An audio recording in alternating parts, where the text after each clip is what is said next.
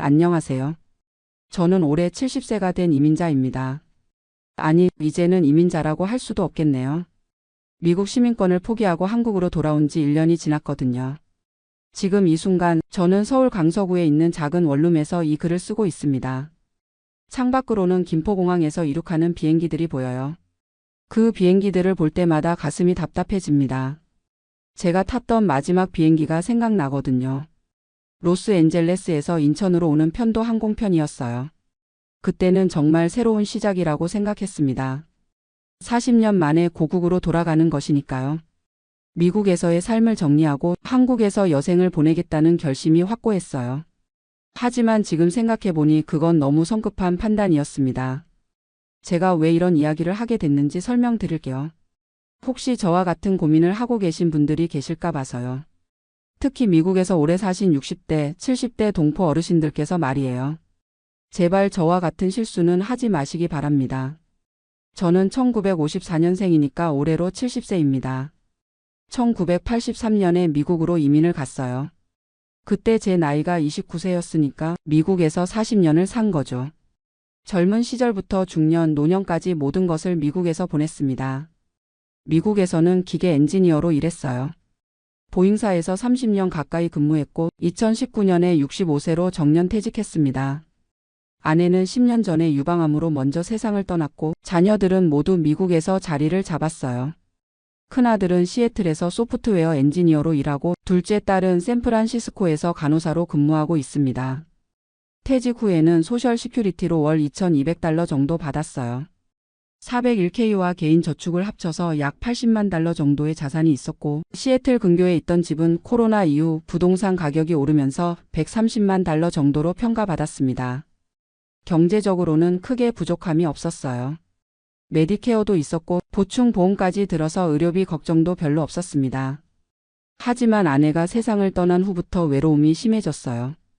자녀들은 각자 바쁜 생활에 쫓겨서 자주 만나기 어려웠고 특히 손주들과는 더욱 거리감이 있었습니다. 손주들이 한국어를 전혀 못해서 의사소통도 제대로 안 됐거든요. 영어로 대화는 하지만 뭔가 깊은 이야기는 나누기 어려웠어요. 그러던 중 2022년 말쯤 한국에 있는 고등학교 동창들과 연락이 닿았습니다. 카카오톡이라는 걸 딸이 설치해줘서 동창회 모임에 들어가게 됐어요. 그런데 동창들이 올리는 사진들을 보니까 너무 부러웠습니다. 다들 손주들과 가까이 지내면서 행복해 보였어요. 등산도 함께 다니고 아프면 서로 문안도 하고 그런 모습들이 저에게는 너무 부러웠습니다. 미국에서는 아파도 혼자 병원에 가야 했거든요. 그때부터 한국으로 돌아가고 싶다는 생각이 들기 시작했어요. 인터넷으로 검색해 보니까 65세 이상은 복수국적도 가능하다고 나와 있었고 한국의 의료 시스템도 미국보다 훨씬 편리하다는 글들을 많이 봤습니다. 하지만 제가 인터넷에서 본 정보들은 정확하지 않았어요. 복수국적이 가능하다는 건 맞았지만 그걸 위해서는 복잡한 절차를 거쳐야 했고 무엇보다 한국에 직접 가서 신청해야 한다는 사실을 몰랐습니다. 그런데 저는 빨리 결정을 내리고 싶었어요. 나이가 들수록 더 늦어질 것 같았거든요. 그래서 2023년 초에 아예 미국 시민권을 포기하기로 결심했습니다. 복수국적 절차가 복잡하니까 차라리 깔끔하게 정리하고 가자는 생각이었어요. 지금 생각해보면 정말 어리석은 판단이었습니다. 하지만 그때는 한국으로 돌아가겠다는 마음이 너무 간절했어요. 미국에서의 외로운 노년보다는 고국에서 편안하게 지내고 싶었거든요. 미국 시민권 포기 절차는 생각보다 복잡했습니다. 먼저 한국 영사관에 예약을 잡아야 했는데 코로나 때문에 대기 시간이 몇 달씩 걸렸어요. 첫 번째 인터뷰에서는 정말 포기할 것인지 여러 번 확인했고 두 번째 인터뷰에서 최종 서류를 제출했습니다. 수수료도 2,350달러나 들었어요. 한국 돈으로 300만 원이 넘는 금액이었죠.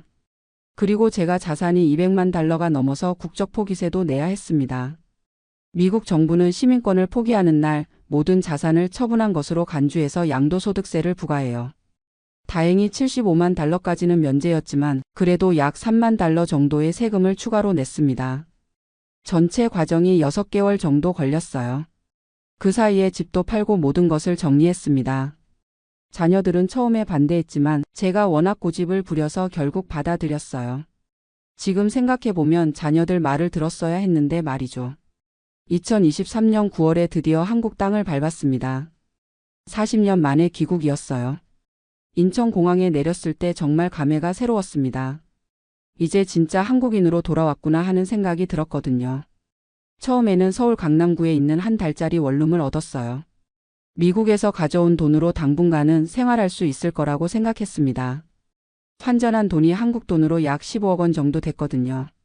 집값이 비싸긴 했지만 전세로라도 구할 수 있을 거라고 생각했어요. 하지만 현실은 달랐습니다. 먼저 주민등록을 하려고 구청에 갔는데 필요한 서류가 너무 많았어요. 미국에서 가져온 서류들도 모두 한국어로 번역해야 했고 아포스티유라는 인증도 받아야 했습니다. 그리고 건강보험 가입도 문제였어요. 외국인으로 6개월 이상 거주해야 가입할 수 있다고 하더라고요. 그 전까지는 병원에 가면 전액 본인 부담이었습니다. 감기로 병원에 갔는데 진료비가 5만 원이나 나왔어요. 미국에서는 메디케어로 거의 공짜였는데 말이죠. 집 구하는 것도 어려웠습니다. 부동산 중개사들이 외국에서 온 노인을 별로 반기지 않았어요. 신용도 평가도 없고 소득을 증명할 서류도 없으니까 집주인들이 꺼려했습니다. 결국 보증금 1억 원에 월세 100만 원짜리 투룸을 겨우 구했어요. 강서구 쪽이었는데 교통은 편리했지만 생각보다 시끄러웠습니다. 생활비도 만만치 않았어요. 식비만 해도 한 달에 50만 원은 들었습니다. 미국에서는 한인마트에서 장을 봐도 한 달에 300달러 정도면 충분했는데 한국에서는 물가가 생각보다 많이 올라 있었어요. 특히 외식비가 비쌌습니다. 교통비도 부담이었어요. 택시비가 너무 비싸서 지하철을 이용하려고 했는데 65세 이상은 무료라고 해서 신청했더니 서류가 또 복잡했습니다. 그리고 지하철 계단이 생각보다 많아서 무릎이 아픈 제게는 힘들었어요. 가장 큰 문제는 외로움이었습니다. 40년 만에 돌아온 한국이었지만 아는 사람이 거의 없었어요. 고등학교 동창들과 연락은 했지만 실제로 만나보니 서로 살아온 환경이 달라서 대화가 잘 통하지 않았습니다. 저는 미국 이야기를 하고 싶었는데 동창들은 그런 이야기에 별로 관심이 없었어요. 오히려 미국에서 잘 살았으면서 왜 돌아왔냐는 식으로 물어보더라고요. 그런 질문을 받을 때마다 답답했습니다. 건강 문제도 생겼어요. 12월에 감기가 독감으로 발전해서 입원을 해야 했는데 건강보험이 없어서 일주일 입원비로 300만 원이 나왔습니다. 미국에서는 메디케어로 거의 공짜였는데 말이죠. 그때 처음으로 미국 시민권을 포기한 게 후회되기 시작했어요. 미국에 있었다면 이런 돈 걱정은 안 해도 됐을 텐데 하는 생각이 들었습니다. 2024년 3월이 되어서야 겨우 건강보험에 가입할 수 있었어요. 6개월 거주 조건을 충족했거든요. 하지만 보험료가 한 달에 13만 원이나 됐습니다. 미국에서는 메디케어 보험료가 월 174달러 정도였는데 한국 돈으로 따지면 비슷한 수준이었어요. 그런데 진료받는 것은 확실히 한국이 편했습니다. 예약 없이도 병원에 갈 수 있었고 대기 시간도 미국보다 훨씬 짧았어요. 언어 소통도 물론 편했고요. 하지만 전체적으로는 생활비가 만만치 않았습니다. 월세 100만 원, 생활비 50만 원, 건강보험료 13만 원, 각종 공과금 15만 원, 이것저것 합치면 한 달에 200만 원은 들었어요. 미국에서는 집이 있었으니까 모기지가 없었고 소셜 시큐리티와 연금으로 월 2,800달러 정도 받았으니까 한국 돈으로 350만 원 정도였어요. 생활비는 월 2,000달러 정도면 충분했으니까 여유가 있었죠. 그런데 한국에서는 수입이 없었어요. 가져온 돈을 까먹고 있는 상황이었습니다. 70세에 일자리를 구할 수도 없었고 연금도 받을 수 없었어요. 미국 소셜 시큐리티는 시민권을 포기하면서 받을 수 없게 됐거든요. 이게 제가 가장 후회하는 부분입니다. 만약에 복수국적을 선택했다면 미국 연금을 계속 받을 수 있었을 텐데 시민권을 포기하면서 모든 것을 잃어버렸어요. 2024년 여름쯤 되니까 경제적으로 부담이 커졌습니다. 가져온 돈도 벌써 2억 원 가까이 썼거든요. 집값도 계속 오르고 있어서 전세로라도 옮기기 어려웠어요. 그때 자녀들에게 도움을 요청해볼까 생각했지만 체면상 쉽게 말을 꺼낼 수가 없었습니다. 제가 고집부려서 한국에 온 거니까요. 친구들을 사귀려고 경로당도 가보고 복지관 프로그램에도 참여해봤지만 역시 쉽지 않았어요. 다들 오래전부터 알고 지낸 싸이들이라서 저 같은 외부인이 끼어들기 어려웠습니다. 특히 말투나 생활 방식에서 차이가 났어요. 저는 40년 동안 미국식으로 살았다 보니까 한국의 인간관계나 예의에 어색한 부분이 많았습니다. 예를 들어 나이 차이가 조금 나면 존댓말을 써야 하는데 미국에서는 그런 게 없다 보니까 자꾸 실수를 했어요. 음식도 문제였습니다. 40년 동안 미국 음식에 익숙해져서 한국 음식이 자꾸 짰어요. 특히 김치나 젓갈류는 위에 부담이 됐습니다. 그렇다고 서양 음식을 사 먹기에는 너무 비쌌고요. 겨울이 되니까 더 힘들었어요. 난방비가 엄청 나왔습니다. 한 달에 30만 원씩 나오더라고요. 미국에서는 집이 워낙 단열이 잘 돼 있어서 겨울에도 난방비가 $100 정도였는데 말이죠. 그리고 미국에 있는 자녀들과의 연락도 뜸해졌어요. 시차 때문에 통화하기도 어려웠고 자녀들도 아버지가 한국에 있다 보니까 점점 연락을 덜 하게 됐습니다. 특히 손주들과는 더욱 멀어졌어요. 가끔 화상통화를 해도 영어로 대화해야 했는데 한국에 와서 영어 쓸 일이 없다 보니까 실력이 떨어진 것 같았어요. 손주들도 할아버지가 멀리 있다는 생각에 점점 관심이 없어지는 것 같았습니다. 작년 크리스마스 때가 가장 힘들었어요. 미국에 있을 때는 자녀들이 와서 함께 보냈는데 한국에서는 혼자 보내야 했거든요. 동창들도 각자 가족들과 시간을 보내느라 바빴고요. 그때 처음으로 진짜 후회가 밀려왔습니다. 왜 성급하게 결정했을까? 왜 자녀들 말을 듣지 않았을까 하는 생각이 들었어요.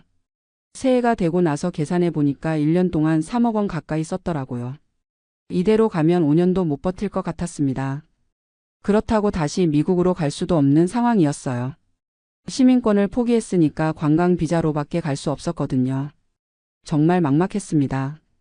이때까지 살면서 이렇게 후회되는 결정은 처음이었어요. 하지만 이미 엎질러진 물이었습니다. 후회해봤자 달라질 건 없었으니까 현실을 받아들이기로 했어요. 그래서 좀 더 저렴한 곳으로 이사를 했습니다. 지금 살고 있는 강서구 원룸이에요. 보증금 5천만 원에 월세 60만 원입니다. 생활비도 최대한 줄였어요. 외식은 거의 안 하고 집에서 간단하게 해먹습니다. 옷도 안 사고 필요한 것만 최소한으로 구입해요. 그래도 한 달에 120만 원 정도는 들어요. 지금 상황으로는 7년 정도는 버틸 수 있을 것 같습니다. 그 이후에는 정말 모르겠어요.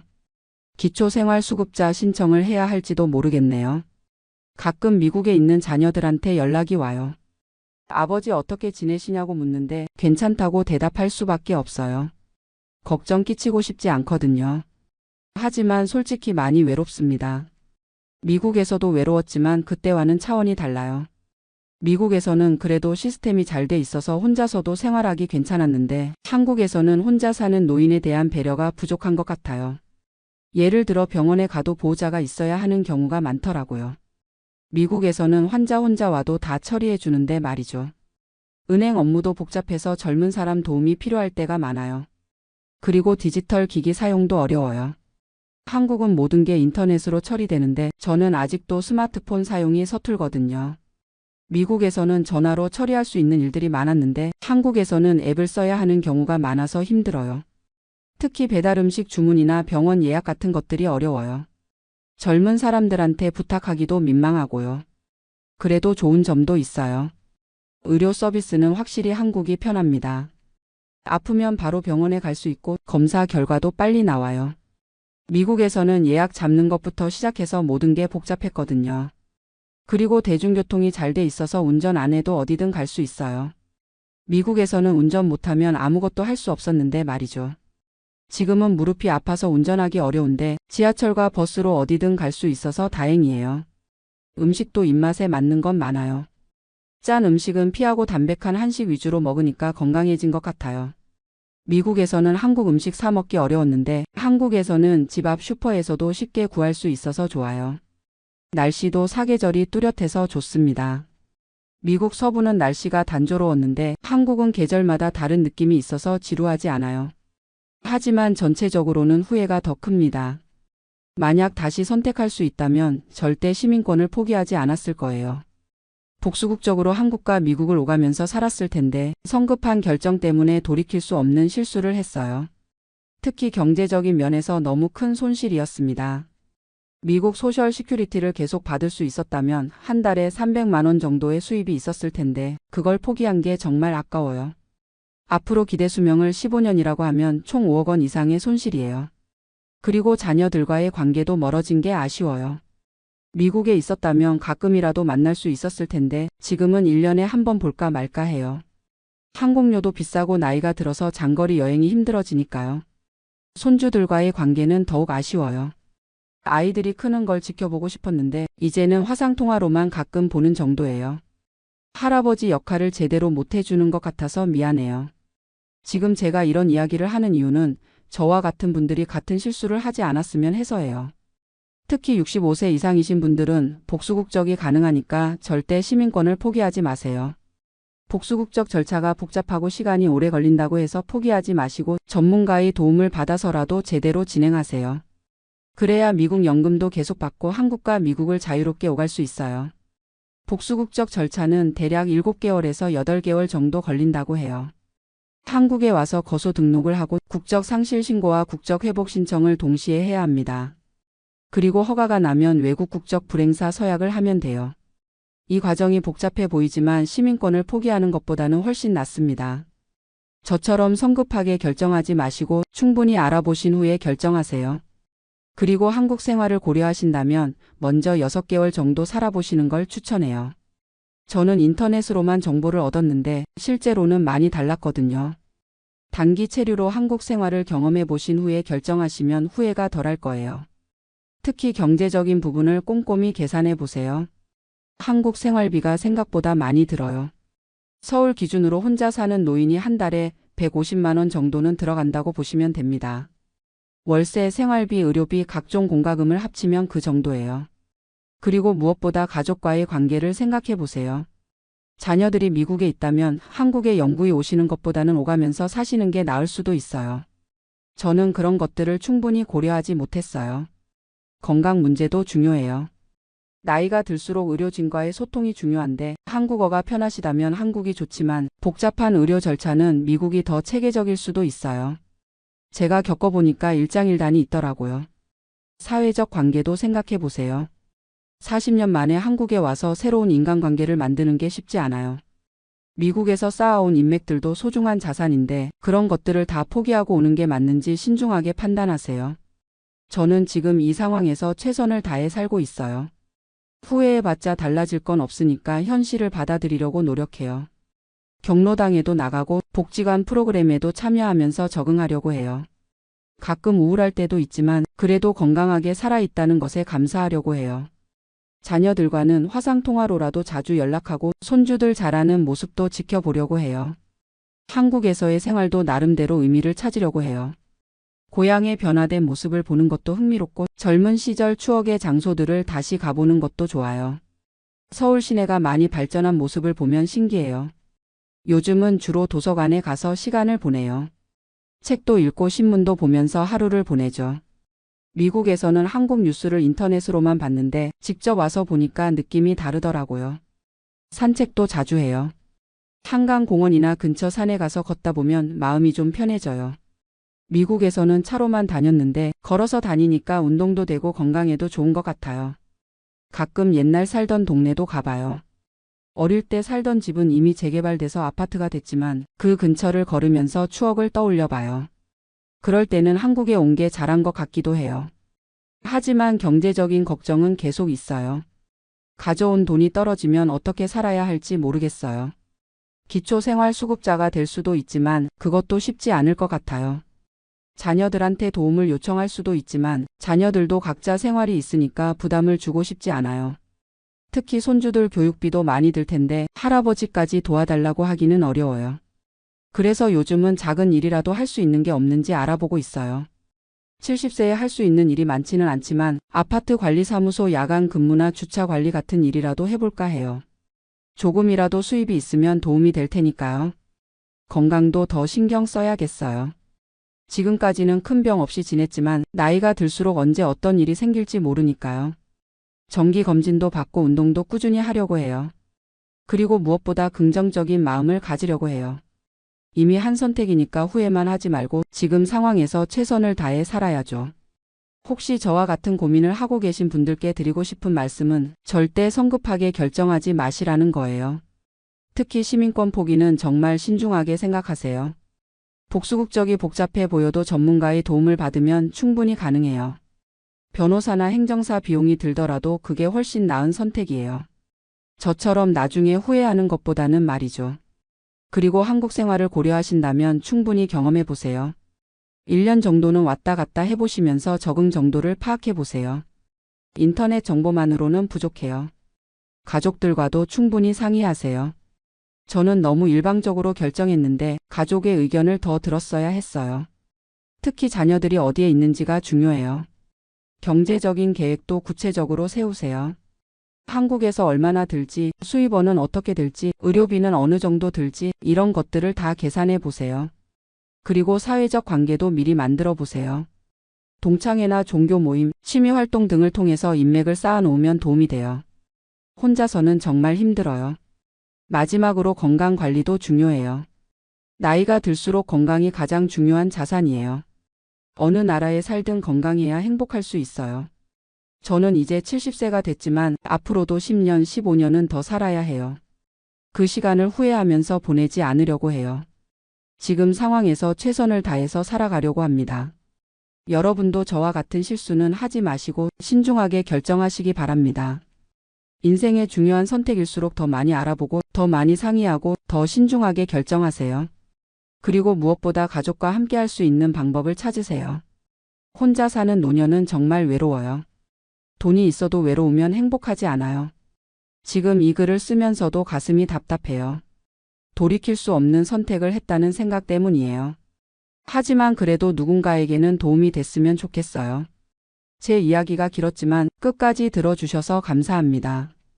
여러분은 저보다 더 현명한 선택을 하시기를 바라겠습니다.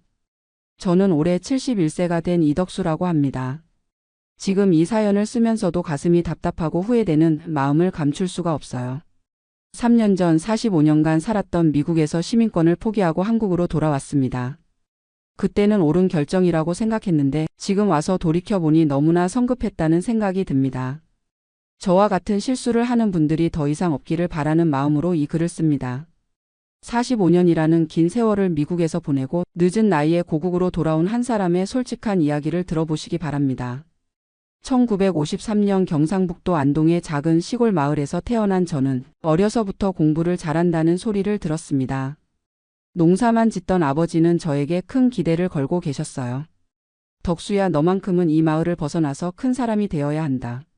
아버지의 이 말씀이 제 인생의 방향을 결정했다고 할 수 있습니다.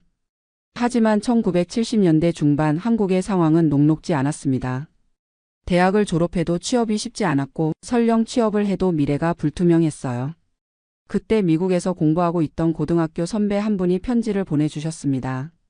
미국에 와서 공부해보지 않겠느냐는 제안이었죠. 부모님께 말씀드리기가 쉽지 않았습니다. 농사만 지으시던 아버지가 어떻게 미국 유학비를 마련하시겠어요. 하지만 아버지는 논밭을 팔아서라도 저를 보내주시겠다고 하셨습니다. 이 기회를 놓치면 평생 후회할 것이다. 가서 성공해서 우리 가문의 영광을 높여라. 1978년 봄 24살의 나이에 처음으로 비행기를 타고 미국 땅을 밟았습니다. 인천공항도 없던 시절 김포공항에서 출발해서 24시간을 넘게 걸려 로스앤젤레스에 도착했어요. 공항에서 나왔을 때의 그 막막함을 지금도 잊을 수가 없습니다. 영어는 대학에서 배운 것이 전부였고 미국의 문화나 관습에 대해서는 아는 것이 거의 없었어요. 선배의 도움으로 겨우 UCLA 근처 하숙집을 구했습니다. 월세가 $150였는데 당시 제게는 엄청난 돈이었어요. 아버지가 보내주신 돈으로 한 학기 등록금과 생활비를 간신히 마련했지만 그 다음부터는 스스로 해결해야 했습니다. 낮에는 대학원에서 공부하고 밤에는 한국 식당에서 설거지를 했습니다. 주말에는 한인들이 운영하는 청소업체에서 일했어요. 하루에 4시간도 제대로 못 자면서 버텼습니다. 그래도 꿈이 있었기 때문에 견딜 수 있었어요. 기계공학을 전공했는데 당시 미국에서는 엔지니어에 대한 수요가 많았습니다. 열심히 공부한 덕분에 성적도 좋았고 교수님들께서도 저를 인정해 주셨어요. 1981년 석사학위를 받고 운 좋게도 로스앤젤레스의 한 항공회사에 취업할 수 있었습니다. 첫 직장에서 받은 연봉이 연 $35,000였어요. 지금 돈으로 환산하면 $100,000가 넘는 큰 돈이었습니다. 한국에 계신 부모님께 매달 $500씩 송금을 드리기 시작했어요. 그 돈으로 부모님은 집도 새로 지으시고 동생들 대학 등록금도 마련하셨습니다. 1983년에는 같은 회사에서 일하던 한국인 여성과 결혼을 했습니다. 아내도 저와 비슷한 시기에 미국에 온 이민자였어요. 신혼 시절에는 작은 아파트에서 시작했지만 둘 다 열심히 일해서 점점 생활이 나아졌습니다. 1985년 첫째 아들 지훈이가 태어났고 1987년에는 둘째 딸 수진이가 태어났어요. 아이들이 태어나면서 더욱 열심히 일했습니다. 미국에서 태어난 아이들이 차별받지 않고 살 수 있도록 더 좋은 환경을 만들어주고 싶었거든요. 1990년 드디어 영주권을 받았습니다. 그때의 기쁨을 말로 표현하기 어려워요. 이제 진짜 미국인이 될 수 있다는 희망이 생겼습니다. 아내와 함께 눈물을 흘리며 기뻐했던 기억이 납니다. 영주권을 받고 5년 후인 1995년 마침내 미국 시민권을 취득했습니다. 그날 선서식장에서 태극기와 성조기를 바라보며 가슴이 벅차 올랐어요. 17년간의 긴 여정 끝에 진짜 미국인이 된 것입니다. 한국에 계신 부모님께 전화를 드렸을 때 아버지께서 잘했다, 이제 정말 성공한 것이다라고 말씀하시며 우셨어요. 시민권을 받고 나서 생활은 더욱 안정되었습니다. 회사에서도 승진을 거듭해서 시니어 엔지니어가 되었고 연봉도 8만 달러까지 올랐어요. 1998년에는 오렌지 카운티에 단독주택도 샀습니다. 30만 달러에 산 집이었는데 지금은 150만 달러가 넘어요. 아이들도 잘 자랐습니다. 지훈이는 UC 버클리에서 컴퓨터 공학을 전공했고 졸업 후 실리콘밸리의 IT 회사에 취업했어요. 수진이는 UCLA에서 경영학을 공부하고 지금은 로스앤젤레스의 회계법인에서 일하고 있습니다. 두 아이 모두 미국에서 태어나고 자란 완전한 미국인이에요. 소셜 시큐리티도 차곡차곡 쌓여갔습니다. 35년간 성실하게 일하면서 세금을 냈으니 은퇴 후에는 월 2,400달러 정도의 연금을 받을 수 있을 것으로 예상했어요. 65세가 되면 메디케어도 받을 수 있고 노후에 대한 걱정은 별로 없었습니다. 그런데 60대에 들어서면서 문제가 생기기 시작했습니다. 2015년 62세가 되던 해에 당뇨병 진단을 받았어요. 처음에는 약물로 조절이 되었는데 점점 상태가 악화되었습니다. 인슐린 주사를 맞아야 하는 상황이 되었고 합병증도 생기기 시작했어요. 더 큰 문제는 아내였습니다. 아내가 2018년부터 기억력이 나빠지기 시작했어요. 처음에는 단순한 건망증이라고 생각했는데 병원에서 검사를 받아보니 알츠하이머 초기 증상이었습니다. 그때부터 아내를 돌봐야 하는 상황이 되었어요. 아이들은 각자 바쁜 생활을 하고 있었습니다. 지훈이는 결혼해서 샌프란시스코에 살고 있고 수진이도 남자친구와 함께 살면서 결혼 준비를 하고 있었어요. 주말에 가끔 들르기는 하지만 평소에는 저 혼자서 아내를 돌봐야 했습니다. 그러던 중 2019년에 회사에서 조기 퇴직 패키지를 제안했어요. 65세까지 5년이 더 남았지만 퇴직금과 함께 의료보험도 2년간 연장해 준다는 조건이었습니다. 아내를 돌봐야 하는 상황에서 더 이상 일을 계속하기 어려웠어요. 고민 끝에 조기 퇴직을 결정했습니다. 퇴직 후 집에서 아내를 돌보는 생활이 시작되었습니다. 처음에는 괜찮을 것이라고 생각했는데 아내의 상태가 급속히 악화되었어요. 밤에 잠을 안 자고 돌아다니거나 가스레인지를 켜놓고 잊어버리는 일이 자주 있었습니다. 24시간 내내 지켜봐야 하는 상황이 되었어요. 홀로 간병하는 스트레스가 극심했습니다. 제 당뇨도 악화되어서 합병증으로 신장 기능이 떨어지기 시작했어요. 이대로는 제가 먼저 쓰러질 것 같았습니다. 전문 요양시설에 아내를 맡기는 것을 고려해봤지만 한 달에 6,000달러가 넘는 비용이 들었어요. 그때 갑자기 한국이 그리워지기 시작했습니다. 한국에서는 의료비가 훨씬 저렴하다는 이야기를 들었고 간병인을 구하는 것도 미국보다 쉽다고 했어요. 무엇보다 고향에서 생을 마감하고 싶다는 생각이 들었습니다. 2020년 코로나가 시작되면서 상황은 더욱 악화되었습니다. 병원에 가는 것도 어려워졌고 아이들도 자주 오지 못했어요. 집에 혼자 있는 시간이 늘어나면서 우울감도 심해졌습니다. 이때부터 본격적으로 한국행을 고려하기 시작했어요. 인터넷에서 정보를 찾아보니 한국으로 돌아가려면 미국 시민권을 포기해야 한다고 생각했습니다. 그래야 한국의 건강보험 혜택을 받을 수 있다고 알고 있었거든요. 지금 생각해보면 잘못된 정보였는데 당시에는 그게 맞다고 믿었어요. 집을 팔면 150만 달러 정도의 돈이 생길 것이고 그 돈을 한국으로 가져가면 충분히 살 수 있을 것이라고 계산했습니다. 소셜 시큐리티도 포기해야 하지만 한국에서 더 저렴한 비용으로 치료받을 수 있다면 그게 낫다고 생각했어요. 2021년 초 아내의 상태가 더욱 악화되면서 결심을 굳혔습니다. 아이들에게 한국행 계획을 이야기했을 때 처음에는 모두 반대했어요. 아버지, 왜 갑자기 그런 생각을 하세요? 여기서 치료 받으시면 되잖아요. 하지만 제 마음은 이미 정해져 있었습니다. 45년 동안 미국에서 열심히 살았지만 이제는 고향에서 여생을 보내고 싶다. 너희들은 여기서 잘 살고 나는 한국에서 어머니를 돌보며 살겠다. 집을 매물로 내놓자 금세 매수자가 나타났습니다. 코로나 때문에 집값이 많이 올라서 180만 달러에 팔렸어요. 원래 예상보다 30만 달러나 더 받았습니다. 이 돈이면 한국에서 충분히 잘 살 수 있을 것이라고 확신했어요. 미국 시민권 포기 절차는 생각보다 복잡했습니다. 주한 미국 대사관에 예약을 잡고 여러 번 면담을 거쳐야 했어요. 포기 수수료만 2,350달러나 들었습니다. 담당관이 정말 포기하시겠습니까? 한 번 포기하면 되돌릴 수 없습니다. 라고 여러 번 확인했지만 저는 확신에 차 있었어요.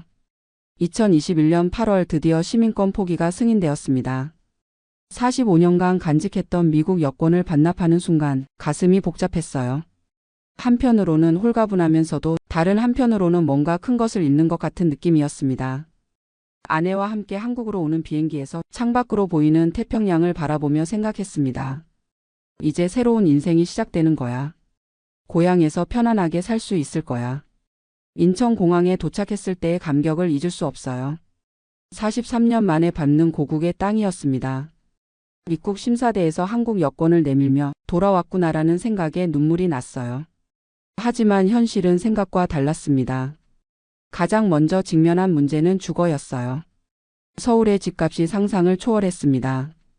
강남이나 서초구의 아파트는 20억 원이 넘었고 그나마 저렴한 곳도 10억 원은 좋게 들었어요. 180만 달러를 환전한 돈으로는 적당한 집을 사기 어려웠습니다. 결국 경기도 성남시의 작은 아파트를 전세로 얻었어요.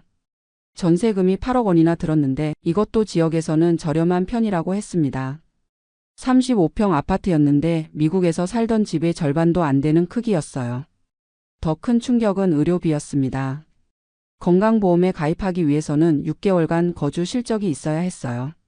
그 기간 동안은 모든 의료비를 본인이 부담해야 했습니다. 아내의 치매 치료약 한 달치가 30만 원이 넘었고 제 당뇨약도 월 15만 원이나 들었어요. 6개월 후 건강보험에 가입했지만 본인 부담금이 생각보다 많았습니다.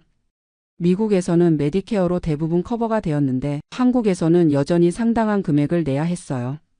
특히 아내의 요양병원비는 월 200만 원이 넘었습니다. 가장 후회되는 것은 소셜 시큐리티를 포기한 것입니다. 미국 시민권을 포기하면서 소셜연금도 함께 날아갔어요. 월 2,400달러 하나로 300만 원 정도의 연금을 포기한 것입니다. 나중에 알아보니 시민권을 유지하면서도 한국에서 살 수 있었고 소셜연금도 계속 받을 수 있었어요. 65세가 되면서 복수국적을 신청할 수 있다는 것도 몰랐습니다. 한국 법무부에서 65세 이상 외국 국적 동포에게는 복수국적을 허용한다는 제도가 있었거든요. 미국 시민권을 유지하면서도 한국 국적을 회복할 수 있었던 것입니다. 이 사실을 알았을 때의 허탈함을 말로 표현할 수 없어요. 인터넷으로 정보를 찾아봤을 때는 이런 내용이 없었어요. 아니면 제가 제대로 찾지 못했을 수도 있습니다. 어쨌든 성급하게 결정한 것이 평생의 후회가 되었어요. 생활비도 만만치 않았습니다. 한국이 물가가 저렴하다고 생각했는데 실제로는 미국과 비슷하거나 오히려 더 비싼 것들이 많았어요. 특히 과일이나 육류는 미국보다 훨씬 비쌌습니다. 외식비도 만만치 않았고 교통비, 통신비 등 모든 것이 예상보다 많이 들었어요. 아내의 상태는 계속 악화되었습니다. 한국의 의료 시스템은 분명 좋았지만 미국에서 받던 치료와 크게 다르지 않았어요. 오히려 언어 소통 문제로 의사와 상담하는 것이 어려웠습니다. 45년간 영어로 생활하다 보니 의학 용어를 한국어로 표현하는 것이 쉽지 않았거든요. 1년 정도 지나면서 한국 생활에 어느 정도 적응은 했지만 근본적인 외로움은 해결되지 않았습니다. 45년 전에 알던 친구들과는 이미 연락이 끊어진 지 오래였고 새로운 친구를 사귀기에는 나이가 너무 많았어요. 아내는 점점 저를 알아보지 못했고 자녀들은 멀리 미국에 있었습니다. 미국에 있는 아이들과는 화상통화로 안부를 묻지만 시차 때문에 대화하기도 쉽지 않아요. 손자, 손녀들이 자라는 모습을 직접 보지 못하는 것도 서운합니다. 지훈이에게 둘째 아이가 태어났다는 소식을 들었을 때 직접 안아보지 못하는 것이 너무 아쉬웠어요. 경제적으로도 점점 부담이 커졌습니다. 전세금 8억 원은 묶여있고 월 생활비가 400만 원 가까이 들어요. 아내 요양병원비, 제 병원비, 생활비를 합치면 그 정도가 나옵니다. 집을 판 돈에서 전세금을 빼고 남은 돈으로는 10년 정도밖에 버틸 수 없어요. 작년에 아내가 세상을 떠났습니다. 5년간의 투병 끝에 조용히 눈을 감았어요. 장례식에 미국에서 아이들이 왔지만 코로나 때문에 2주간 격리를 해야 해서 힘들었습니다. 아내를 떠나보내고 나니 더욱 혼자라는 생각이 들었어요. 지금 저는 71세가 되어 혼자 살고 있습니다. 건강은 예전보다 많이 나빠졌어요. 당뇨 합병증으로 신장 기능이 떨어져서 주 3회 투석을 받고 있습니다. 이동하기도 힘들어서 집 근처 병원에서 치료받고 있어요. 가끔 그때 시민권을 포기하지 않았다면 어땠을까라는 생각을 합니다. 미국에서 메디케어 혜택을 받으며 치료받고 소셜연금 300만 원씩 받으면서 살았다면 어땠을까요? 아이들과 손자, 손녀들과 함께 지낼 수 있었을 텐데요.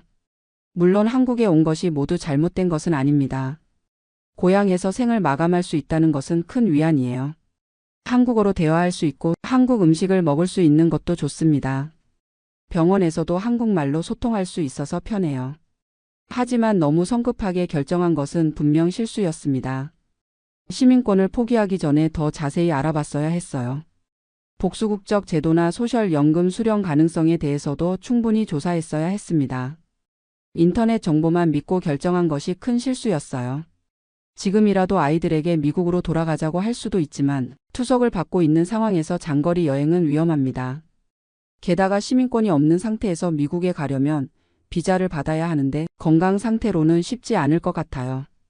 제가 이 사연을 쓰는 이유는 저와 같은 실수를 하는 분들이 없기를 바라기 때문입니다. 특히 65세 이상 되신 분들은 복수국적 제도를 꼭 알아보시기 바라요. 미국 시민권을 유지하면서도 한국에서 살 수 있는 방법이 있습니다. 소셜 시큐리티도 마찬가지예요. 미국 시민권자는 해외에서도 연금을 받을 수 있습니다.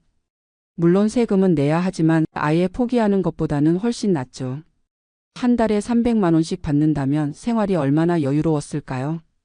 건강보험도 6개월만 거주하면 가입할 수 있어요. 시민권을 포기할 필요가 전혀 없었던 것입니다. 정확한 정보 없이 성급하게 결정한 제가 한심스럽기만 해요. 지금 미국에서 은퇴를 앞두고 계신 분들께 당부 말씀드리고 싶습니다. 한국행을 고려하신다면 충분히 알아보시고 결정하세요. 전문가의 상담을 받아보시고 모든 선택지를 검토해 보신 후에 결정하시기 바랍니다. 특히 건강이 좋지 않으신 분들은 더욱 신중해야 해요. 미국의 의료 시스템에 익숙해진 상태에서 갑자기 환경을 바꾸는 것은 위험할 수 있습니다. 저처럼 투석을 받게 되면 정기적으로 병원에 가야 하는데 새로운 환경에서 적응하기가 쉽지 않아요. 가족 관계도 중요한 고려사항입니다.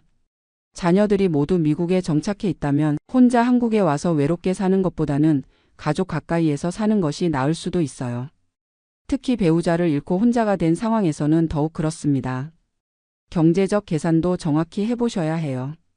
한국의 물가가 미국보다 저렴하다고 단순히 생각하시면 안 됩니다. 주거비, 의료비, 생활비를 종합적으로 계산해 보시고 소셜연금이나 메디케어 혜택과 비교해 보셔야 해요. 저처럼 나중에 후회하지 마시고요. 언어 문제도 무시할 수 없습니다. 45년간 영어로 생활하다 보니 한국어 실력이 많이 떨어져 있었어요. 의료진과 상담할 때나 관공서 업무를 볼 때 어려움이 많았습니다. 은행이나 보험 관련 업무도 복잡한 용어들 때문에 헷갈리는 경우가 많아요. 디지털 환경의 변화도 적응하기 어려웠습니다. 한국은 모든 것이 인터넷과 스마트폰으로 처리되는데 제가 미국에서 쓰던 방식과는 많이 달랐어요. 병원 예약부터 시작해서 각종 민원 업무까지 모든 것을 온라인으로 해야 하는데 쉽지 않았습니다. 사회적 관계 형성도 어려웠어요. 45년 전 친구들과는 이미 연락이 끊어진 지 오래고 새로운 사람들과 친해지기에는 나이가 너무 많았습니다. 미국에서는 교회나 커뮤니티 센터에서 활동하며 친구들과 어울렸는데 한국에 와서는 그런 활동을 할 엄두가 나지 않았어요. 문화적 차이도 생각보다 컸습니다. 45년 동안 미국 문화에 익숙해져 있던 저에게 한국의 위계질서나 예의 범절은 때로 답답하게 느껴졌어요.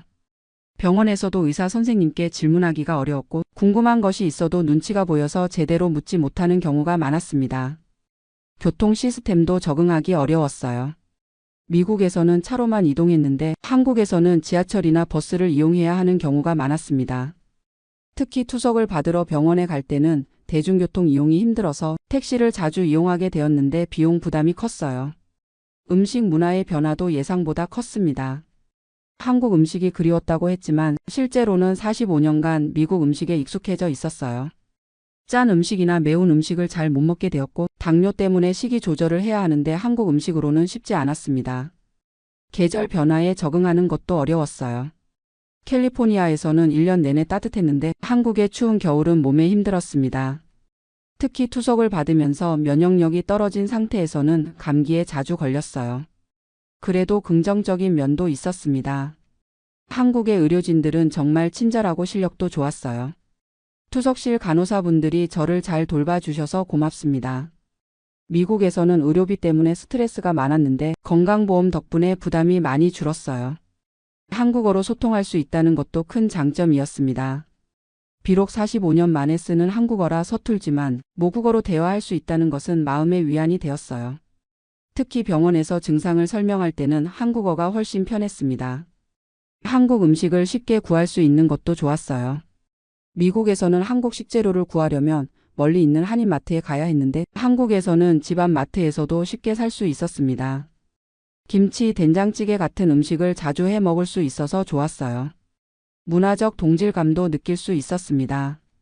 TV에서 나오는 프로그램들을 이해할 수 있고 뉴스를 보면서 사회 상황을 파악할 수 있었어요. 미국에서는 항상 외국인이라는 느낌이 있었는데 한국에서는 그런 부담이 없었습니다. 하지만 이런 장점들을 고려하더라도 시민권을 포기한 것은 여전히 큰 실수였다고 생각해요. 복수국적 제도를 활용했다면 두 나라의 장점을 모두 누릴 수 있었을 텐데 성급한 결정 때문에 많은 것을 잃었습니다. 요즘 건강이 더 나빠지면서 미래에 대한 걱정이 커지고 있어요. 투석을 계속 받아야 하는 상황에서 혼자 살기가 점점 어려워지고 있습니다. 집 청소나 요리 같은 일상적인 일들도 힘들어졌어요. 간병인을 구하는 것도 고려해봤지만 비용이 만만치 않습니다. 미국에 있는 아이들은 저를 걱정해서 자주 연락을 해요. 아버지, 미국으로 다시 오시면 안 될까요? 라고 물어보지만 지금 상황에서는 쉽지 않습니다. 비자를 받기도 어렵고 장거리 여행 자체가 위험해요. 가끔 밤에 혼자 있으면서 생각해 봅니다. 만약 시간을 되돌릴 수 있다면 어떤 선택을 할까? 아마도 미국에 그대로 있으면서 복수국적만 신청했을 것 같아요. 그렇게 했다면 아내도 더 좋은 치료를 받을 수 있었을 텐데요. 하지만 이미 지나간 일을 후회해봐야 소용없죠. 지금은 남은 시간을 의미 있게 보내는 것이 중요하다고 생각해요. 비록 혼자 살고 있지만 제 경험을 다른 분들과 나누면서 도움이 되고 싶습니다. 최근에는 같은 처지의 어르신들과 모임을 만들었어요. 미국에서 돌아온 분들끼리 월 1회 정도 만나서 이야기를 나눕니다. 서로의 경험을 공유하고 정보도 교환하면서 위안을 얻고 있어요. 저처럼 시민권을 포기하고 후회하는 분들이 생각보다 많더라고요. 그분들께도 항상 말씀드리는 것이 있습니다. 이미 한 선택에 대해서는 후회하지 말고 지금부터라도 최선을 다해서 살아가자. 과거를 바꿀 수는 없지만 현재와 미래는 우리가 만들어갈 수 있으니까요. 요즘에는 한국에서의 생활에도 어느 정도 만족하고 있어요. 비록 경제적으로는 어렵지만 정신적으로는 평안합니다. 고향에서 생을 마감할 수 있다는 것 자체가 큰 위안이에요. 부모님 묘소도 가까이 있어서 자주 찾아뵐 수 있고요. 미국에 있는 아이들과의 관계도 예전보다 더 가까워진 것 같아요. 거리가 멀어지니까 오히려 서로를 더 소중하게 생각하게 되었습니다. 화상통화로 손자, 손녀들과 대화할 때면 정말 행복해요. 언어는 영어와 한국어가 섞여 있지만 마음은 통하는 것 같습니다. 제가 이 사연을 통해 전하고 싶은 메시지는 간단합니다. 인생의 중요한 결정을 할 때는 충분히 알아보고 신중하게 선택하라는 것입니다. 특히 나이가 들어서 하는 결정일수록 더욱 조심해야 해요. 되돌릴 수 없는 선택이 될 수 있기 때문입니다. 65세 이상 되신 분들은 꼭 복수국적 제도를 알아보세요. 미국 시민권을 포기하지 않고도 한국에서 살 수 있는 방법이 있습니다. 소셜 시큐리티도 해외에서 받을 수 있고 메디케어도 경우에 따라서는 활용할 수 있어요. 무엇보다 가족과 충분히 상의하세요. 혼자서 결정하지 마시고 자녀들과 깊이 있는 대화를 나누시기 바랍니다. 제가 가장 후회하는 것 중 하나가 아이들의 반대를 무시하고 성급하게 결정한 것이거든요. 건강 문제로 고민이 많으시더라도 환경을 급격히 바꾸는 것보다는 현재 위치에서 최선의 치료를 받는 것이 나을 수도 있어요. 특히 만성질환이 있으시다면 더욱 신중하게 판단하셔야 합니다. 마지막으로 정확한 정보를 얻는 것이 정말 중요해요. 인터넷에 떠도는 정보만 믿지 마시고 전문가의 상담을 받아보시기 바랍니다. 영사관이나 관련 기관에 직접 문의해서 정확한 정보를 확인하세요. 저는 이제 71세가 되었고 남은 시간이 많지 않을 것 같아요. 하지만 제 경험이 다른 분들께 도움이 된다면 그것만으로도 의미 있는 일이라고 생각합니다. 비록 실수를 했지만 그 실수를 통해 배운 교훈을 나누고 싶어요. 한국에서의 생활이 모든 면에서 나쁜 것은 아닙니다. 고향에서 사는 것의 의미도 분명히 있어요. 하지만 그 선택을 하기 전에 모든 것을 충분히 고려해 보시라는 것이 제 당부입니다. 젊은 시절 꿈을 안고 미국으로 떠났던 그때처럼 이제는 인생의 마지막 여정을 지혜롭게 계획하시기 바랍니다. 저와 같은 후회를 하지 마시고 현명한 선택으로 행복한 노후를 보내시길 진심으로 바라겠습니다. 안녕하십니까? 저는 올해 65세가 된 제1교포 3세입니다. 지난달 40여 년을 살아온 도쿄를 떠나 지방의 작은 도시로 이주했습니다. 많은 분들이 물어보시더군요. 왜 번화한 도쿄를 떠나 시골로 가느냐고요. 사실 이 결정을 내리기까지 3년이 걸렸습니다. 매달 받는 일본 연금은 18만엔, 한국 돈으로 치면 180만 원 정도 되겠군요. 일본에서 태어나 평생을 일본에서 살았지만 한국 국적을 유지하고 있는 저로서는 이 연금이 전부입니다. 도쿄에서 이 돈으로 살아간다는 것이 얼마나 힘든 일인지 아마 많은 분들이 상상하지 못하실 겁니다. 월세만 해도 8만엔이 넘어가고 전기, 가스, 수도세까지 합치면 10만엔은 금세 사라집니다. 남은 8만엔으로 식비와 의료비, 생필품을 해결해야 하는 거죠. 하지만 단순히 경제적인 이유만으로 도쿄를 떠난 건 아닙니다. 65년을 살아오면서 느꼈던 묘한 소외감, 어디에도 완전히 속하지 못한다는 그 답답함이 더 컸습니다. 제 할아버지는 1935년 경상남도 통영에서 일본으로 건너오셨습니다. 당시 20살이던 할아버지는 먹고 살기 위해, 가족을 부양하기 위해 어쩔 수 없이 바다를 건너셨죠. 오사카의 한 철공소에서 허드레질을 하며 돈을 벌었고 몇 년 후 고향에서 할머니를 불러들였습니다. 1945년 해방이 되었을 때 할아버지는 고향으로 돌아갈 생각을 하셨다고 합니다. 하지만 한반도는 분단되어 있었고 전쟁의 기운이 감돌았죠. 더욱이 일본에서 태어난 아버지는 이미 일본어가 더 편했고 한국어는 서툴렀습니다. 결국 할아버지는 일본에 남기로 결심하셨어요. 조국이 안정될 때까지만 잠시 더 있다가 돌아가겠다고 하시면서요. 하지만 그 잠시가 평생이 되었습니다. 아버지 세대는 더 복잡했습니다. 일본에서 태어나 일본어로 교육받았지만 한국인이라는 정체성을 잃지 않으려 애쓰셨어요.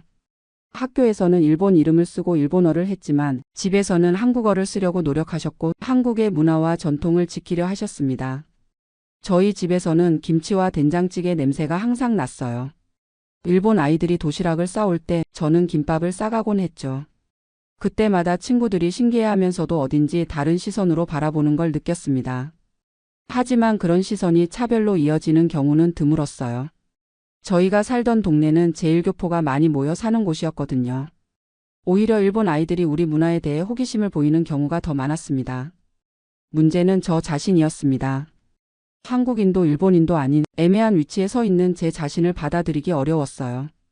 한국에 가면 한국어가 서툴다고 교포 취급받고 일본에서는 아무리 노력해도 완전한 일본인이 될 수 없었으니까요. 대학을 졸업하고 도쿄의 한 중견 제조업체에 취직했습니다. 1980년대 초반이었는데 일본 경제가 한창 성장하던 시기였죠. 회사에서는 제가 한국인인 걸 알면서도 크게 개의치 않았어요. 오히려 열심히 일하는 모습을 인정해 주었고 승진도 차별 없이 시켜 주었습니다. 35년 동안 그 회사에서 일했습니다. 주임에서 시작해서 계장, 과장을 거쳐 부장까지 올랐어요. 일본인 동료들과도 원만한 관계를 유지했고 회사 생활에서 특별히 차별받았다는 느낌은 없었습니다. 하지만 가끔 회식 자리에서 술에 취한 동료가 농담 삼아 하는 말들이 가슴에 박혔어요. 김 부장은 한국 사람치고는 성격이 좋아 같은 말들이요. 악의는 없었겠지만 그런 말들이 쌓여가면서 저는 점점 더 조용해졌습니다. 결혼은 35세에 늦게 했어요. 상대는 같은 제1교포 2세 여성이었습니다. 저와 비슷한 고민을 안고 사는 사람이라 서로 이해할 수 있었죠. 아이는 하나 낳았는데 아들이었어요. 아이가 자라면서 가장 고민됐던 건 정체성 교육이었습니다. 한국어를 가르칠까 한국 문화를 전수할까 고민했지만 현실적으로 쉽지 않았어요. 아이는 완전히 일본 환경에서 자랐고 한국에 대해서는 그저 아버지의 고향 정도로만 생각했죠. 2015년에 정년퇴직을 했습니다. 퇴직금으로 2,500만 엔을 받았는데 이미 집은 완전히 내 것이었고 아들도 독립한 상태였어요. 아내와 둘이서 조용히 살기에는 충분한 돈이라고 생각했습니다. 그런데 연금을 받기 시작하면서 현실을 깨달았어요. 40년 가까이 성실하게 보험료를 냈는데 받는 연금은 월 18만 엔이었습니다. 일본인 친구들과 비교해보니 평균적인 수준이었지만 도쿄에서 생활하기에는 빠듯했어요. 처음에는 퇴직금으로 부족한 부분을 메워가며 살았습니다. 하지만 매달 10만 엔씩 퇴직금이 줄어드는 걸 보니 불안했어요. 이런 식으로 살면 10년도 안 되어 바닥날 게 뻔했거든요. 더 큰 문제는 아내의 건강이었습니다. 2018년부터 당뇨가 시작되더니 병원비가 만만치 않게 나가기 시작했어요. 일본의 의료보험이 잘 되어 있다고 하지만 그래도 매달 3만 엔 정도는 의료비로 나갔습니다. 아내는 제게 미안해했어요. 자신 때문에 경제적 부담이 늘었다면서 병원 가는 것도 미루려고 했죠. 그런 아내를 보니 가슴이 아팠습니다. 2019년 여름 우연히 텔레비전에서 지방 생활을 다룬 프로그램을 봤어요. 도쿄에서 1시간 거리에 있는 작은 도시였는데 생활비가 도쿄의 절반 수준이더군요. 특히 주거비가 놀라울 정도로 저렴했어요. 그때부터 본격적으로 이주를 고민하기 시작했습니다. 아내와 상의해보니 아내도 비슷한 생각을 하고 있었어요. 도쿄의 복잡하고 빠른 생활이 나이가 들어서는 부담스럽다고 하더군요. 하지만 쉽게 결정할 수는 없었어요. 40여 년을 살아온 도쿄를 떠난다는 것, 친숙한 동네와 이웃들을 떠난다는 것이 쉽지 않았거든요. 무엇보다 아들이 걱정이었어요. 아들에게 이주 계획을 털어놓자 반대했습니다. 도쿄에 있어야 병원도 좋고 생활도 편하다면서 굳이 불편한 시골로 갈 필요가 있냐고 하더군요. 아들로서는 부모를 걱정하는 마음이었겠지만 저희가 처한 현실을 완전히 이해하지는 못하는 것 같았어요. 2020년 코로나가 시작되면서 상황이 더 어려워졌습니다. 외출도 자유롭지 못했고 아내의 병원 치료도 제약이 많았어요. 무엇보다 도쿄의 높은 인구 밀도가 부담스럽게 느껴졌습니다. 그해 가을 드디어 용기를 내서 지방 도시들을 둘러보기 시작했어요. 사이타마, 치바, 이바라키 등 도쿄 근교의 여러 도시를 다녀봤습니다. 그 중에서 사이타마의 한 소도시가 마음에 들었어요. 인구 10만 명 정도의 조용한 도시였는데 도쿄까지 전철로 1시간 반 정도 걸렸어요. 집값은 도쿄의 3분의 1 수준이었고 생활 물가도 상당히 저렴했습니다. 무엇보다 그 도시에는 제1교포 커뮤니티가 있었어요. 규모는 작았지만 따뜻한 분위기였고 나이 비슷한 분들이 많았습니다. 처음으로 내가 여기 속할 수 있겠다는 생각이 들었어요. 2021년 봄 본격적으로 이주 준비를 시작했습니다. 도쿄의 집을 팔고 그 돈으로 지방에 작은 집을 사는 계획이었어요. 도쿄 집값이 많이 올라서 3천만 엔에 팔 수 있었고 지방에서는 1,000만 엔이면 괜찮은 집을 살 수 있었습니다. 차액 2천만 엔은 노후 자금으로 저축해두면 연금과 함께 여유롭게 살 수 있을 것 같았어요. 게다가 지방에서는 월 생활비가 12만 엔 정도면 충분했거든요. 도쿄에서 20만 엔 들던 게 12만 엔이면 되니까 훨씬 여유로워졌죠. 하지만 이주하기 전까지도 마음 한구석에는 불안이 있었어요. 과연 내가 그 낯선 곳에 적응할 수 있을까? 도쿄를 떠나는 게 정말 옳은 선택일까 하는 의구심이었죠. 특히 제1교포로서의 정체성 문제가 더 복잡해질 것 같았어요. 도쿄에서는 워낙 다양한 사람들이 모여 살다 보니 한국인이라는 게 크게 눈에 띄지 않았거든요. 하지만 작은 지방 도시에서는 어떨까 하는 걱정이 있었습니다. 그런 고민을 하던 중에 아내가 말했어요. 우리가 지금까지 어디에도 완전히 속하지 못하고 살았는데 그럼 이제라도 우리가 편한 곳에서 살면 안 될까요? 아내의 말이 가슴에 와 닿았습니다. 맞아요. 지금까지 남의 시선을 너무 의식하며 살았던 것 같아요. 한국인으로서 일본인으로서 어떻게 보일까만 생각하고 정작 내가 행복한지는 생각해 보지 못했던 거죠. 2022년 여름 드디어 이주를 했습니다. 도쿄의 친구들은 아쉬워했지만 제 결정을 존중해 주었어요. 아들도 마지막에는 아버지 행복이 제일 중요하다며 이해해 주었습니다. 새로운 도시에서의 생활은 생각보다 좋았어요.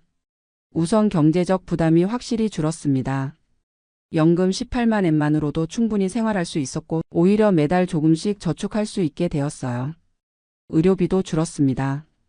지방의 병원들이 도쿄만큼 첨단은 아니지만 기본적인 치료는 충분했고 의사 선생님들이 더 친절하게 진료해 주셨어요. 무엇보다 마음이 편해졌습니다. 복잡한 도쿄에서는 항상 무언가에 쫓기는 느낌이었는데 이곳에서는 여유롭게 하루하루를 보낼 수 있어요. 제1교포 커뮤니티 분들과도 금세 친해졌습니다. 나이 비슷한 분들이 많아서 공통 관심사도 많았고 서로의 고민을 이해할 수 있었어요. 한 달에 한 번씩 모여서 한국 음식을 해 먹으며 이야기를 나누는데 그런 시간들이 참 소중합니다. 가끔은 한국에 대한 이야기도 해요. 저처럼 한 번도 한국에 가보지 못한 분들도 있고 몇 번 다녀오신 분들도 있어요. 각자의 경험을 나누다 보면 공감되는 부분이 많아요. 우리는 모두 어디에 속해야 할지 모르는 사람들이었지만 이제는 서로가 서로의 고향이 되어주는 것 같아요. 혈연도 지연도 아닌 그냥 같은 아픔을 나눈 사람들의 연대 같은 거죠. 요즘은 작은 텃밭을 가꾸고 있습니다. 배추와 물을 키워서 김치를 담그고 고추도 키워서 고춧가루를 만들어요. 할아버지가 그리워하셨을 고향의 맛을 이곳에서 만들어가고 있는 거죠. 아내의 건강도 많이 좋아졌어요.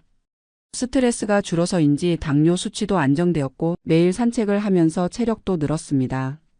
도쿄에서는 상상할 수 없었던 여유로운 생활이에요. 아들이 가끔 찾아와요. 처음에는 시골이라고 지루해했는데 이제는 여기 공기 좋고 조용한 걸 좋아해요. 아버지가 여기 오시길 잘했다고 말해주기도 합니다. 돌이켜보면 도쿄를 떠난 이유는 단순히 경제적인 것만은 아니었어요. 물론 생활비 부담이 컸던 것도 사실이지만 더 큰 이유는 진정한 나 자신을 찾고 싶었던 것 같아요. 제1교포 3세로 태어나서 65년을 살아오면서 저는 항상 남의 기준에 맞춰 살려고 노력했어요. 한국인이라면 이래야 한다. 일본에 사는 사람이라면 저래야 한다. 그런 틀에 끼워 맞추려고 했었죠. 하지만 이제는 그냥 김모 씨로 살고 싶어요. 한국인도 일본인도 아닌 그냥 저 자신으로요. 나이가 들어서야 깨달은 것이지만 정체성이라는 건 남이 정해주는 게 아니라 스스로 만들어가는 거더군요. 이곳에서 만난 제1교포 분들을 보면 각자 나름대로의 방식으로 자신만의 정체성을 만들어가고 계세요. 어떤 분은 한국 문화를 열심히 공부하시고 어떤 분은 일본 사회에 완전히 동화되어 사시고 또 어떤 분은 저처럼 그 중간 어디쯤에서 편안함을 찾으셨어요. 정답은 없는 것 같아요. 중요한 건 자신이 편안하고 행복한 길을 찾는 것이겠죠. 요즘 저의 하루는 이렇습니다. 아침 일찍 일어나서 텃밭에 물을 주고 아내와 함께 산책을 해요. 오후에는 책을 읽거나 텔레비전을 보고 저녁에는 동네 제1교포 모임에 나가기도 합니다. 단순하지만 만족스러운 하루하루예요. 도쿄에서는 항상 무언가를 해야 한다는 압박감이 있었는데 이곳에서는 그냥 있는 그대로의 시간을 즐길 수 있어요. 연금 18만 엔으로도 충분히 행복할 수 있다는 걸 알았습니다. 돈이 많으면 좋겠지만 적어도 기본적인 생활은 가능하고 무엇보다 마음의 평화를 얻었어요.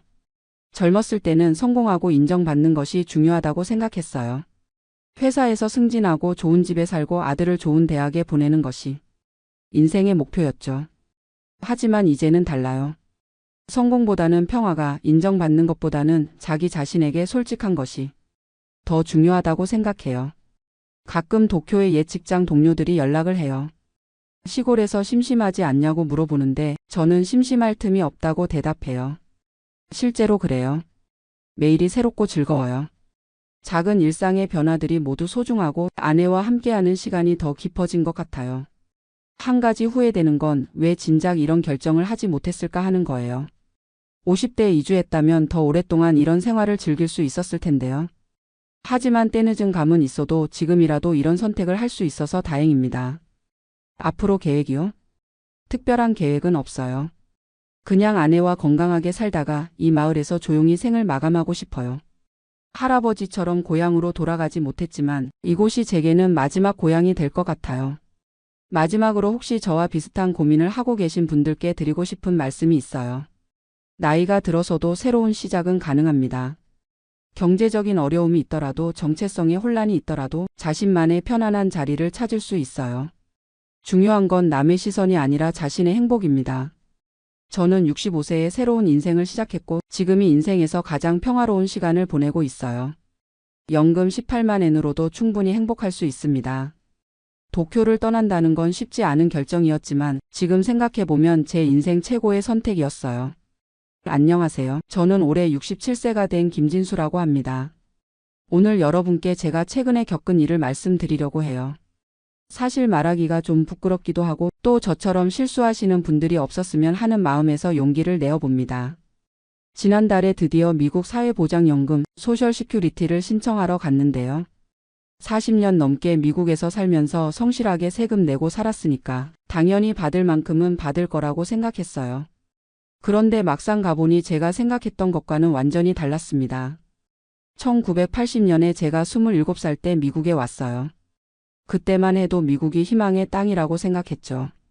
열심히 일하면 아메리칸 드림을 이룰 수 있다고 믿었고요. 처음에는 건설 현장에서 막노동부터 시작했습니다. 영어도 제대로 못하고 기술도 없었지만 정말 열심히 일했어요. 하루에 12시간씩 주말도 없이 일하면서 조금씩 돈을 모았죠.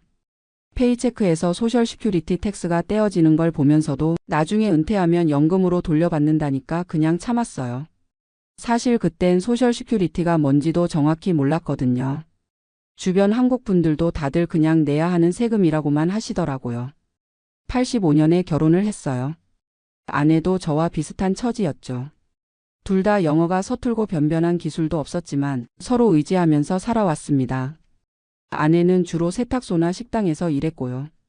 저는 건설 현장에서 경력을 쌓아가면서 조금씩 자리를 잡아갔어요. 90년대 들어서면서 좀 안정이 되기 시작했습니다. 건설 회사에서 정식 직원으로 일하게 되었고 건강보험도 들고 401k도 시작했어요. 그때부터 소셜 시큐리티에 대해서도 좀 더 관심을 갖기 시작했죠.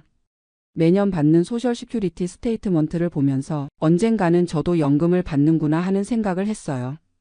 2000년대에는 아예 작은 건설 회사를 차렸습니다. 직원 서너 명 두고 하는 작은 회사였지만 그래도 제 사업이니까 뿌듯했어요. 물론 사업자로서 소셜 시큐리티 텍스를 더 많이 내야 했지만 그만큼 나중에 더 많이 받을 거라고 생각했죠. 자영업자는 회사원의 2배를 낸다고 하더라고요. 아내와 저는 정말 열심히 살았어요. 아이들 키우느라, 집 마련하느라 정신없이 지나온 40년이었죠. 그러면서도 꾸준히 소셜 시큐리티 텍스는 빠짐없이 냈어요. 가끔 경기가 안 좋을 때도 있었지만 세금만큼은 절대 밀리지 않으려고 했거든요. 드디어 올해 67세가 되었어요. 풀 리타이어먼트 에이지라고 하죠. 이제 소셜 시큐리티를 만액으로 받을 수 있는 나이가 된 거예요. 주변 분들도 얼른 신청하라고 하시더라고요. 늦으면 손해라면서요. 처음에는 온라인으로 신청하려고 했어요. 인터넷에 들어가서 아카운트를 만들어야 한다고 하더라고요. 그런데 이게 생각보다 복잡하더라고요. 아이디 만들고 패스워드 설정하고 본인 확인하고 중간에 몇 번이나 막혔어요. 영어도 그렇고 컴퓨터도 익숙하지 않아서 정말 힘들었어요. 아들한테 도움을 청하려고 했는데 아들도 바쁘다고 하고 결국 며칠 씨름하다가 포기했습니다. 그래서 전화를 걸어봤어요. 소셜 시큐리티 오피스에 전화번호가 있더라고요. 1에서 800에서 772에서 1213이었나? 전화를 걸었는데 자동응답기가 나와요. 영어로 이것저것 물어보는데 무슨 말인지 반도 못 알아듣겠더라고요. 한국어 서비스도 있다고 해서 눌러봤는데 한국어로는 간단한 안내만 나오고 결국 영어로 연결되더라고요. 그것도 한참 기다려야 하고요. 한 번은 30분 넘게 기다렸는데 끊어져 버리더라고요. 결국 직접 가기로 했어요. 집에서 가까운 소셜 시큐리티 오피스가 있었거든요. 인터넷으로 찾아보니까 예약을 하라고 하는데 또 온라인으로 해야 한다더라고요. 그냥 가서 기다리면 되겠지 하는 생각으로 무작정 갔습니다. 오피스에 도착했는데 생각보다 사람이 많더라고요. 입구에서 보안 검색도 받고 번호표도 뽑아야 하고 마치 병원 같은 느낌이었어요. 번호표를 뽑는 기계도 터치스크린인데 어떻게 해야 할지 몰라서 한참 헤맸어요. 옆에 있던 젊은 직원이 도와주긴 했는데 영어로 빨리빨리 설명하니까 잘 못 알아듣겠더라고요. 그냥 아무 번호나 뽑아서 앉아 있었는데 1시간 넘게 기다려도 제 번호가 안 나오더라고요. 알고 보니까 잘못된 번호를 뽑았더라고요. 다시 번호를 뽑고 또 기다렸어요. 주변을 보니까 저처럼 나이 든 분들이 많았는데 다들 뭔가 서류를 들고 와서 정리하고 계시더라고요. 저는 그냥 아이디만 들고 왔는데 뭔가 준비가 부족한 것 같아서 불안해지기 시작했어요. 드디어 제 번호가 불렸어요. 창구로 가니까 젊은 여직원이 앉아 있더라고요. 친절하긴 했는데 말이 너무 빨라요. 제가 소셜 시큐리티를 신청하러 왔다고 하니까 서류들을 달라고 하더라고요. 소셜 시큐리티 카드, 드라이버 라이선스, 출생증명서, 세금 보고서. 이것저것 많이 달라고 하는데 저는 드라이버 라이선스밖에 안 가져왔어요. 소셜 시큐리티 카드는 어디 둔지 기억도 안 나고 출생증명서는 한국 것도 있어야 하는지 모르겠고 직원이 어쩔 수 없으니 일단 신청서부터 작성해 보라고 하더라고요. 그런데 이 신청서가 진짜 복잡해요. 몇 페이지에 걸쳐서 이것저것 다 써야 하는데 영어로 된 질문들이 무슨 뜻인지 모르겠는 게 많았어요. 특히 직업 히스토리를 쓰는 부분이 제일 어려웠어요. 40년 동안 이직도 많이 하고 사업도 했다가 접었다가 했는데 언제부터 언제까지 어디서 일했는지 정확히 기억이 안 나더라고요. 회사 이름도 정확히 모르는 곳들이 있고요. 그리고 아내 정보도 써야 하는데 아내가 언제부터 일을 시작했는지 얼마나 벌었는지 이런 것들도 정확히 몰라서 당황했어요. 집에서 미리 정리해 올 걸 그랬나 하는 생각이 들더라고요. 1시간 넘게 씨름해서 겨우 신청서를 작성했어요. 그런데 직원이 보더니 뭔가 부족하다고 하더라고요. 서류들을 다 가져와야 처리할 수 있다면서 다음에 다시 오라고 하는 거예요. 그래서 집에 가서 서류들을 찾기 시작했어요. 소셜 시큐리티 카드는 결혼할 때 받은 상자에서 찾았고 세금 보고서는 어디 있는지 몰라서 회계사한테 연락했어요. 출생증명서는 한국에서 가져온 게 있긴 한데 영어로 번역된 게 필요하다고 하더라고요. 일주일 후에 다시 갔어요. 이번엔 서류를 다 챙겨서 갔죠. 그런데 또 다른 문제가 생겼어요. 제 이름이 서류마다 조금씩 다르더라고요. 한국 출생증명서에는 한국 이름으로 되어 있고 소셜 시큐리티 카드에는 영어 이름으로 되어 있고 직원이 설명하는데 이름이 일치하지 않으면 별도의 서류가 더 필요하다고 하더라고요. 네임 챙그래미 서류라든지 코트 오더라든지 듣기만 해도 복잡하더라고요. 그리고 제일 충격적이었던 건 제가 받을 수 있는 연금액을 계산해 주는데 생각보다 훨씬 적더라고요. 40년 넘게 열심히 일했는데 한 달에 $1,800 정도밖에 안 된다는 거예요. 저는 최소한 $2,500는 될 줄 알았거든요. 주변에서 들은 얘기로는 그 정도는 받는다고 했는데 알고 보니까 제가 초창기에 건설 현장에서 일할 때 캐시로 받은 돈들이 많아서 텍스 리포트가 제대로 안 된 게 많았더라고요. 특히 자영업을 할 때도 소득을 좀 적게 신고한 적이 있었거든요. 그때는 세금을 적게 내려고 그랬는데 그게 나중에 연금액에 영향을 미칠 줄은 몰랐어요. 소셜 시큐리티는 지난 35년 동안의 수입을 평균 내서 계산한다고 하더라고요. 그리고 아내 연금 문제도 복잡하더라고요. 아내는 제가 받는 금액의 50%를 받을 수 있다고 하는데 그건 아내가 자기 연금을 안 받을 때 얘기라고 하더라고요. 아내도 일을 많이 했으니까 자기 연금이 있을 텐데 둘 중에 높은 걸 선택해야 한다는 거예요. 그런데 아내 연금액을 계산해 보니까 그것도 생각보다 적어요. 아내는 주로 파트타임으로 일했고 캐시페이를 받은 적도 많아서 소셜 시큐리티에 제대로 리포트된 게 별로 없더라고요. 결국 아내는 자기 연금 대신에 제 연금의 50%를 받는 게 나을 것 같다고 하더라고요. 그러면 저 $1,800에 아내가 $900 해서 한 달에 $2,700 정도 받게 되는 거죠. 그런데 여기서 또 문제가 생겼어요. 소셜 시큐리티에 세금을 내야 할 수도 있다는 거예요. 저희가 다른 수입이 있으면 소셜 시큐리티 인컴의 85%까지 텍서블 하다고 하더라고요. 저희는 401k도 있고 작은 렌탈 프로퍼티도 있어서 그런 수입들 때문에 세금을 내야 할 것 같다고 하더라고요. 그러면 실제로 손에 들어오는 돈은 더 적어질 수도 있다는 거예요. 이런 얘기들을 들으니까 정말 막막하더라고요. 40년 넘게 성실하게 살았는데 노후가 이렇게 불안할 줄은 몰랐어요. 사실 저희는 소셜 시큐리티가 노후의 주요 수입원이 될 거라고 생각했거든요. 직원이 말하기를 소셜 시큐리티는 원래 리타이어먼트 인컴의 일부분일 뿐이라고 하더라고요. 나머지는 개인 연금이나 저축으로 준비해야 한다면서요. 그런데 저희는 그런 거 준비할 여유가 별로 없었어요. 자녀들 교육시키고 집 마련하고 그러다 보니 개인 리타이어먼트 어카운트에 넣을 돈이 그리 많지 않았거든요. 401k도 회사에서 매치해 주는 것만 넣었지 맥서멈으로 넣지는 못했어요. 그리고 또 충격적이었던 건 매더케어 얘기였어요. 65세부터 자동으로 매더케어에 가입된다고 생각했는데 파트 B는 별도로 신청해야 하고 프리미엄도 내야 한다고 하더라고요. 한 달에 $170 정도 나간다면서요. 그것도 모르고 있었다가 뒤늦게 신청하면 페널티가 있다고 하더라고요. 다행히 아직 늦지는 않았지만 이런 것들을 미리 알고 준비했어야 했는데 하는 후회가 들더라고요. 결국 그날은 신청만 하고 왔어요.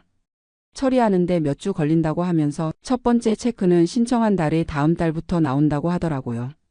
그리고 100페이는 신청 시점부터 계산한다면서 늦게 신청해도 손해보는 건 없다고 하더라고요. 집에 와서 아내와 얘기해보니 저희와 비슷한 상황인 분들이 많다는 걸 알았어요. 특히 이민 1세대들은 소셜 시큐리티 시스템을 제대로 이해하지 못하고 영어 때문에 정보를 제대로 얻기 어려웠던 거죠. 그리고 초창기에 캐시로 일한 것들, 소득을 적게 신고한 것들이 나중에 이렇게 영향을 미칠 줄 몰랐던 거예요. 그때는 당장 세금을 적게 내는 게 좋다고 생각했는데 장기적으로 보면 손해였던 거죠. 지금 생각해보면 미리미리 프레퍼레이션을 했어야 했어요. 65세 전에 소셜 시큐리티 오피스에 가서 상담을 받아보고 예상 연금액도 확인해보고 필요한 서류들도 미리 준비해놓고 그리고 영어 공부도 더 열심히 했어야 했어요. 40년 넘게 미국에 살면서도 여전히 영어가 서툴러서 이런 중요한 일을 처리할 때 어려움을 겪게 되더라고요. 매더케어나 다른 베너핏들에 대해서도 미리 공부해 놨어야 했고요. 인터넷 사용법도 배워놨으면 좋았을 텐데. 요즘은 모든 게 온라인으로 처리되니까 컴퓨터를 못 다루면 정말 불편해요. 그래도 다행인 건 신청은 완료됐다는 거예요. 몇 주 후면 첫 번째 체크를 받을 수 있을 거라고 하더라고요. 비록 생각보다 적은 금액이지만 그래도 평생 받는 거니까 감사하게 생각하려고 해요. 앞으로는 좀 더 계획적으로 살아야겠어요. 소셜 시큐리티만으로는 부족하니까 다른 수입원도 생각해 봐야겠고요.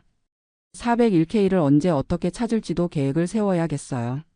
그리고 건강관리도 더 신경 써야겠어요. 의료비가 많이 나가면 소셜 시큐리티로는 감당이 안 될 테니까요. 매더케어 서플러먼트 인슈런스도 알아봐야겠고요. 이런 경험을 하면서 느낀 건 미국에서 은퇴 준비는 정말 개인의 책임이라는 거예요. 한국처럼 국가에서 다 알아서 챙겨주지 않으니까 스스로 공부하고 준비해야 하는 거죠. 특히 저희 같은 이민자들은 더욱 그래요. 언어 장벽도 있고 정보 접근도 어렵고. 그래서 미리미리 준비하는 게 중요한 것 같아요. 지금 이 얘기를 듣고 계시는 분들 중에 아직 은퇴가 멀다고 생각하시는 분들도 계실 텐데요. 절대 그렇게 생각하지 마시고 지금부터라도 차근차근 준비하시기 바라요. 소셜 시큐리티 웹사이트에 가셔서 본인 계정도 만들어 보시고 예상 연금액도 확인해 보시고요. 401K나 IRA 같은 개인 리타이어먼트 어카운트도 최대한 활용하시고 그리고 영어 공부도 꾸준히 하세요. 나이가 들어서 갑자기 하려고 하면 정말 어려워요. 컴퓨터 사용법도 미리 배워 두시고요. 매더케어에 대해서도 미리 공부해 두시는 게 좋아요. 65세가 되기 전에 미리 신청 절차를 알아두시고 어떤 플랜이 본인에게 맞는지도 알아보시고요. 마지막으로 혼자서 다 하려고 하지 마시고 필요하면 전문가의 도움을 받으세요. 변호사나 재정 플래너 또는 소셜 시큐리티에 대해 잘 아는 분들한테 상담을 받아보시는 것도 좋아요. 저는 이제 와서 후회해봤자 소용없으니까 현실을 받아들이고 남은 인생을 잘 살아보려고 해요.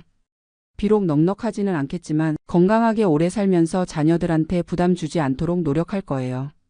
그리고 제 경험이 다른 분들한테는 도움이 되었으면 좋겠어요.